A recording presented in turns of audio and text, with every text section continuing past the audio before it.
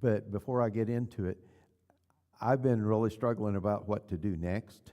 I've got several ideas, but nothing has come, this is what you ought to do. So if there is something that you would like to know, some book that you would like to discuss, if you'll just let me know, maybe just write it down on a piece of paper or something, hand it to me. I'd appreciate that, and because I want to meet your needs. So whatever you have that you might want to know about and want to have questions about, that I want to definitely cover all of that. What are the two most important Christian holidays? Christmas and Easter. Would it surprise you to know that neither one of those is mentioned in the Bible?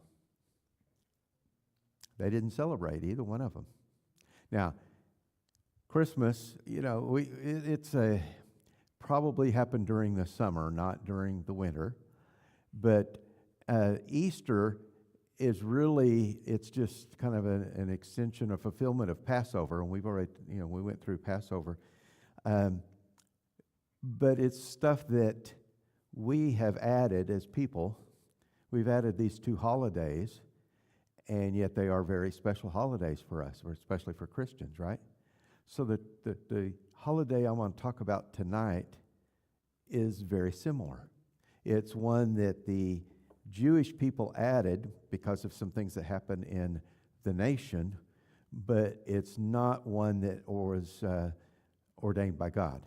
Okay, it was not one of the Feast of the Lord. So if you'll look at the title I put on here, I said the Feast of Israel instead of the Feast of the Lord, because this is not one that God said you need to do this. All of the others we've talked about, the 7, were all things that God said you need to do this at this time and do these things. So tonight we're going to look at Hanukkah. And I know some of you all are like, yes, I know Hanukkah. They get 8 days of Christmas instead of just one, right? It's also called the Feast of Dedication or the Feast of Lights. And it is mentioned in the Bible, not in being ordained by God, but that Jesus celebrated it. In John chapter 10, it says, "Then came the Feast of Dedication in Jerusalem. It was winter, and Jesus was in the temple area walking in Solomon's colonnade." He went to Jerusalem, which was, to celebrate this feast. The Feast of Dedication, the Feast of Lights, Hanukkah, it takes place in December, very near the time of Christmas, what we celebrate Christmas for. It is the celebration of the rededication of the temple. Just to let you know a little bit of history here, and I got a lot of things to talk about that is leading up to all of this. But the Northern Kingdom, Southern Kingdom, they were split just right after Solomon, Rehoboam and Jeroboam. They split the kingdom. You had Judah and Benjamin in the south, and everybody else was in the north. And that happened until about 580, I think, BC is when the Northern Kingdom fell, and then a few hundred years later, the Southern Kingdom fell, and they did not have Israel was no longer a nation. They were controlled by the Greeks, by the Assyrians and the Medo-Persians, and then later the Greeks. And the celebration of Hanukkah has to do with a revolt that happened in about 164 BC. Yes, the Maccabean. Judah Maccabees, Maccabeus. I've heard him called Judas Maccabeus. I've heard him called Judah Maccabee. Anyway, that's kind of what the celebration is for. And it's kind of interesting that Jesus, he was there at the temple to celebrate the dedication, Feast of Dedication. And in verse 36 of chapter 10, Jesus said, "What about one whom the Father set apart as his very own and sent him into the world? Why then do you accuse me of blasphemy because I said, I am God's son? He made the statement, I'm God's son, and the people were going to try to stone him. And he said, first of all, what good thing did I do? What miracle did I do that you're stoning me for? And they said, well, not for that, but because you claim to be God's son. And so then it says, what about the one who God set apart? Well, that word set apart is the same word for dedication. So the Feast of Dedication, he was using that same terminology, talking about himself, that he was dedicated by God to do things. And it was kind of like he was letting them know that they had been celebrating the rededication of the temple, but they were missing the greatest opportunity right there with him. In fact, that's what Warren Wiersbe said. The Jewish leaders were celebrating a great event in history, yet passing by a great opportunity right in their own temple, passing by with Jesus being there. So history, it's, like I said, the divided kingdoms, both kingdoms fell. First, the northern kingdom fell to the Assyrians, and then both of them fell to the Assyrians, and then the Medo-Persians. The Greeks came along, Alexander the Great. Alexander the Great conquered the whole known world at that time. And when he died, his kingdom was divided up between other leaders. And one of those is called the Seleucid Empire, and it started around 200 or so, a little more than that, 250 BC. And one of the kings of the Seleucid Empire was named Antiochus IV Epiphanes. And I forgot to look this up. But there are two words. He called it the Epiphanes, which I think it means the great. And the Jewish people called him Epimanes, which was something like the mouse or something that way. I mean, it's very similar in words, but they were not very fond of him. The Greek people, when they can't conquer, Alexander the Great did the same thing. When he conquered, their whole point, their whole idea was to make the people Greeks. Because if they conquered the people and they became Greeks, then they didn't have to worry about them revolting later. So they did a lot of it. It's called to Hellenize, because the Greek were called the Hellenistic people. And so they tried to do that with the Jewish people. And one of the things that they did, this Antiochus IV Epiphanes, he wanted to force all people to become Hellenistic or Greeks. And so all of the religious activities like the Sabbath and circumcision and things like that, sacrifices to God, those were all outlawed. And they also tried to make the people sacrifice pigs. And the Jewish people, pig is a dirty animal and they don't have anything to do with it. Well, Antiochus actually sacrificed pigs on the altar at Jerusalem in the temple. And some of the Jewish people were all for it. I mean,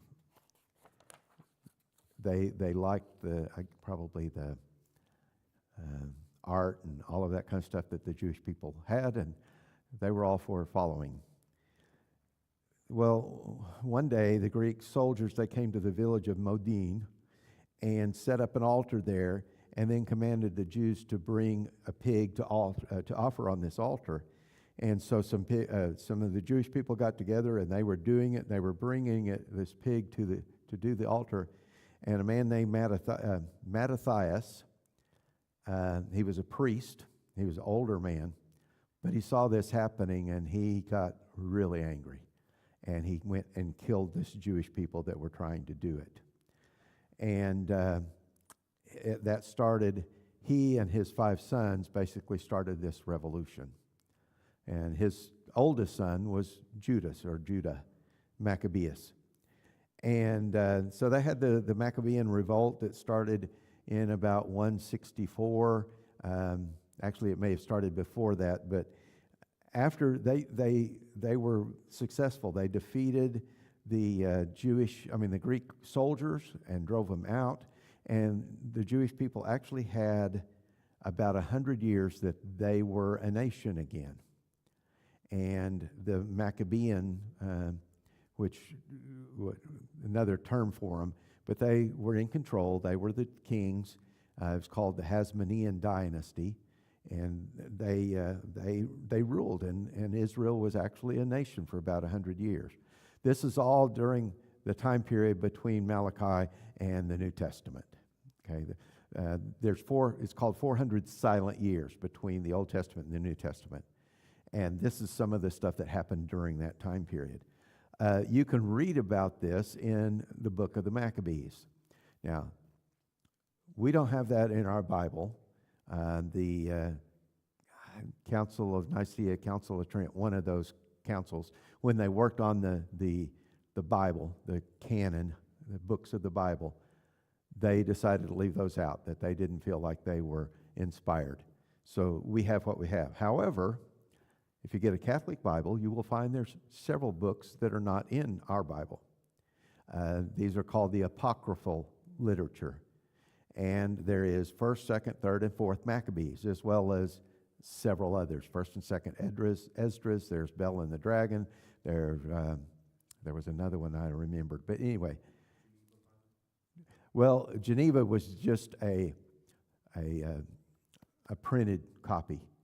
It was in Geneva. Now, it could have either one. I'm not sure. I've got a Geneva Bible in there. I ought to go look and see if it's got those. I used to have a copy of the Apocrypha, and I think my son borrowed it. And if you know anything about kids, when they borrow something, you'll never see it again. So, anyway, they fought. They kicked out all of the Greek soldiers, and then they went and after a while they actually drove them out of Jerusalem, and they took over Jerusalem again. And when they did, they needed to rededicate the temple. Well, they went and looking, and they found only one little jar of the oil to light the menorahs. Remember, the menorahs inside the tabernacle, they were shaped very much similar to this, except there would be bowls they'd put oil in it and light them. And each of the little bowls would hold enough oil to last like one day. They had to fill them up every single day. Well, when they started looking around, and the oil had to be a very special blend of things, okay? When they got to the temple and started getting all of this stuff, they found one little jar of oil. And that jar of oil would only be enough to last one day. So they poured it in the menorah, lit it, and it stayed lit for 8 days, which is plenty of time for them to get more of it made. So let me think what else I need to tell you about here.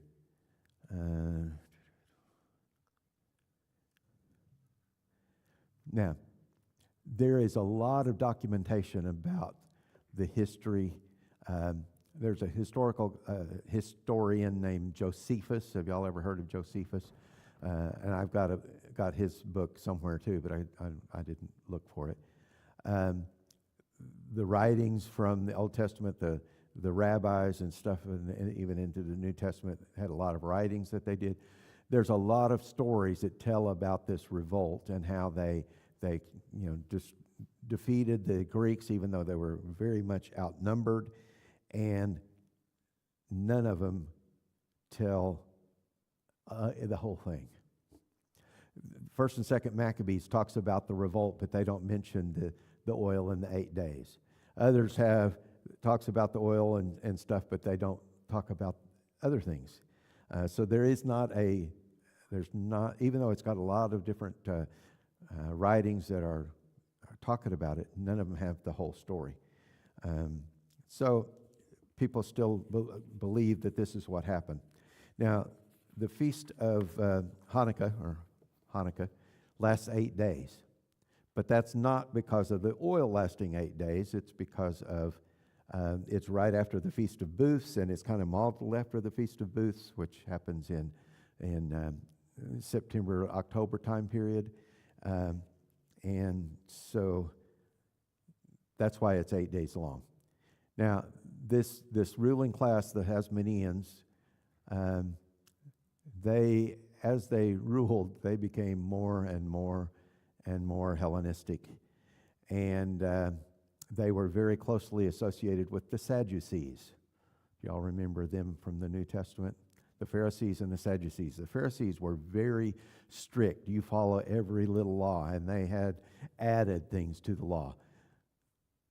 The Sadducees were wealthy. They were powerful. They were like the aristocrats, but they were very much liberal in everything that they did. And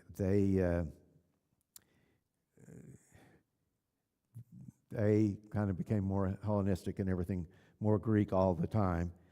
And it wasn't until, the Romans invaded about 63 BC, and in around 37 BC, basically Jerusalem fell again, or Israel fell again. And that was under Roman rule instead of Greek rule. But for about 100 years, they had their own kingdom. Herod the Great was one of the kings in the area. He was aligned very closely with Rome, and in fact, Rome helped him defeat the rest of the Hasmonean dynasty. And basically, when he came to power, that's when they were no longer a free country, free nation again. Herod the Great is the one that was king when Jesus was born. And he was not a good person. He was not a good king. He was very paranoid. He killed most of his sons because he didn't want them to take over while he was still alive. He did a lot of bad things. Now, he did a lot of good things. He did a lot of upgrade of the buildings. The temple was completely rebuilt when he was there and when he was king. But anyway, there was a lot of bad things that went along with that. So, what did they do? The traditions. And I know I gave you the whole outline without having you fill out things, but these are some things that are done during Hanukkah. And I said it's the celebration of the oil lasting, the light lasting for 8 days, as well as the rededication of the temple. And depending on which group that you're with, will determine which of these are really more emphasized. But this is sometimes done within the family. A lot of times the families will invite friends to get together every night, and they'll have a big party. There is some stuff in here that we'll talk about also happens at the temple or at the synagogue, since they don't have a temple now. It'll happen at the synagogue. They will, as a church, get together, the congregation will get together and do these things, but they also a lot of times do them in their home as well. So the first is the lighting of the Hanukkah candles and the menorah. Now, the menorah for Hanukkah has 9 total candles. There's 4 on either side, and I meant to bring my other one. I've got one that they use on just the Sabbath, and it only has 3 on either side and 1 in the middle. So this would be like and I don't have candles that fit these. They're kind of a strange. Maybe I should have bought them when I bought the menorah. But what they'll do, they'll set these by the window somewhere, and it's very important that you do this correct way. All right, you'll have the one candle in the middle, and it's called the helper candle.